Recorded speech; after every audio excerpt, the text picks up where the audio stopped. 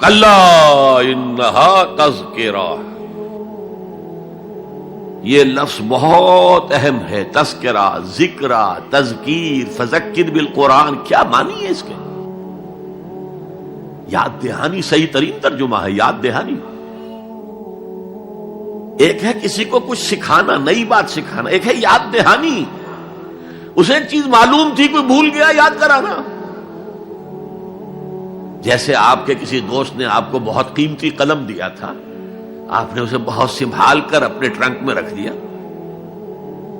اب سال ہا سال ہو گئے، نہ دوست سے ملاقات، نہ وہ یاد.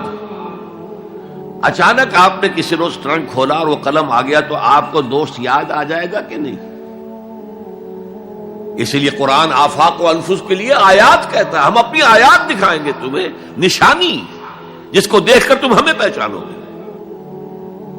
اور تذکرہ کا مطلب کیا ہے؟ پوٹینشلی ایمان ہر انسان کے دل میں موجود ہے. یہ جو روح جو ہمارے قلب کی مسکن مکین ہے، اس میں اللہ کی معرفت بھی ہے، اللہ کی محبت بھی ہے. البتہ ذہول کے پردے پڑ گئے ہیں، بھول اور نسیان طاری ہو گیا ہے. ہم دنیا ہی کے اندر گم ہو کر رہ گئے ہیں. ہماری ساری دلچسپیاں دنیا سے ہیں، لہذا ہماری توجہ ہی نہیں ہے. ورنہ ہر انسان کے دل میں یہ جو یہاں ہندوستان میں کہتے ہیں آتما اور پرماتما، آتما اور پرماتما کا تو تعلق بہت گہرا ہے. ابتدا میں بنا دی گئی تھی ارواح، جب ہم سب کے سب تمام انسان آدم سے لے کر اور تا قیامت جو انسان آئے گا دنیا میں، ان سب کی ارواح پیدا کر دی گئی. اور پوچھا گیا الست بربکم قالوا بلا، یاد ہے؟ لہذا یہ تذکرہ ہے، یہ یاد دہانی ہے، تمہارے اندر موجود ہے. اللہ کی معرفت بھی موجود ہے، اللہ کی محبت بھی موجود ہے. لیکن کلا بل ران علی قلوبہم ما کانوا یعملون، ان کے دلوں پر زنگ آ گیا ہے اب ان کے اعمال کی وجہ سے. شیشہ جو ہے وہ زنگ آلود ہو گیا. حضور نے فرمایا ان هذه القلوب لتصدع كما يصدع الحديد اذا اصابه الماء، ان دلوں پر بھی زنگ آ جاتا ہے جیسے کہ لوہے کے اوپر پانی پڑتا رہے تو اس کو زنگ آ جاتا ہے.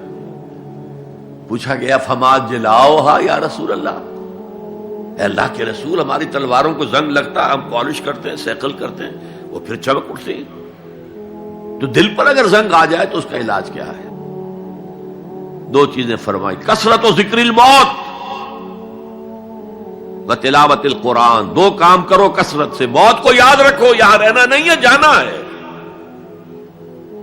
یہ ہمارا گھر نہیں ہے، یہ ہماری منزل نہیں ہے. ہمارا اصل گھر جو حضور نے فرمایا انما الدنیا خلقت لکم وانتم خلقتم للآخرہ، یہ دنیا تمہارے لیے بنائی گئی، تم آخرت کے لیے بنائے گئے ہو.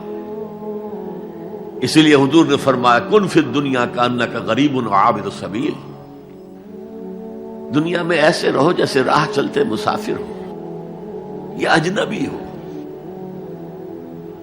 اپنے بارے میں فرمایا مالی ولی دنیا، مجھے تمہاری دنیا سے کیا سروکار، انما مثلی کراکب استظل تحت شجرۃ ثم راح فترکھا، میری مثال اس مسافر کی سی ہے جو ذرا سستانے کے لیے کسی درخت کے سائے میں بیٹھتا ہے تھوڑی دیر. وہ اس کا گھر تو نہیں ہے، اس کی منزل نہیں ہے، پھر وہ اس کو چھوڑتا ہے، اپنا راستہ لیتا ہے. یہ اگر ہمارا تصور قائم ہو جائے، کلا انہا تذکرہ. اب اس کے بعد جو الفاظ آئے فی صحف مکرمۃ مرفوعۃ مطہرۃ بایدی سفرۃ کرام بررہ، یہ جو قرآن ہے، جو تذکرہ ہے، یہ بڑے ہی انتہائی پاکیزہ صحیفوں میں ہے. فی صحف مکرمۃ، بڑے باعزت، مرفوعۃ مطہرۃ، مرفوع بلند اور انتہائی پاک. بے ایدی سفرۃ، یہ کن کے ہاتھوں میں ہے؟ لکھنے والے وہ فرشتے. بے ایدی سفرۃ کرام بررہ، جو نہایت باعزت ہے، بہت وفادار ہے اللہ کے. یعنی اصل قرآن کہاں ہے؟ لوح محفوظ میں ہے. اصل قرآن کہاں ہے؟ ابھی اگلی جو پڑھیں گے ہم، کتاب مکنون، چھپی ہوئی کتاب کے اندر ہے. اصل قرآن کہاں ہے؟ وَإِنَّهَا لَفِي أُمِّ الْكِتَابِ لَدَيْنَا لَعَلِيٌّ عَظِيمٌ. یہ تو اس ام الکتاب میں جو ہمارے پاس ہے، بہت بلند ہے اور بہت عظمت والا ہے.